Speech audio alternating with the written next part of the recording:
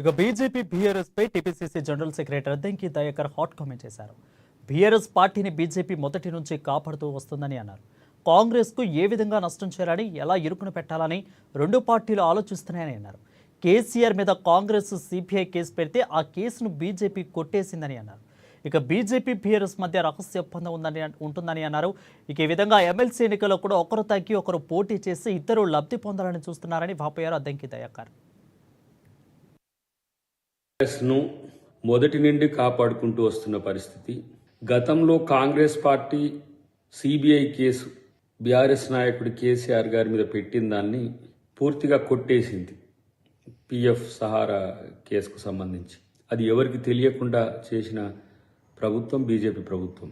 10 సంవత్సరాల్లో అధికారంలో ఉండి ఒకే ఒక్క సందర్భంలో టీఎంసీకి సంబంధించిన రాష్ట్రపతి అభ్యర్థి విషయంలోనే బీజేపీతో విభేదించింది. కానీ ప్రతి చట్టం, ప్రతి బిల్లు, ప్రతి సందర్భం, రాష్ట్రపతి ఎన్నిక కానీ ఉపరాష్ట్రపతి ఎన్నిక కానీ ప్రతి సందర్భంలో 3 రైతు చట్టాలకు సంబంధించిన అంశంలో కానీ, డిమానిటైజేషన్ అంశంలో కానీ ప్రతి అంశంలో కేంద్ర ప్రభుత్వానికి మద్దతు చెప్తున్నట్టుగా బీజేపీ ప్రభుత్వానికి మద్దతు చెప్పింది ఎలా బీఆర్ఎస్ ప్రభుత్వం గతంలో కేసీఆర్.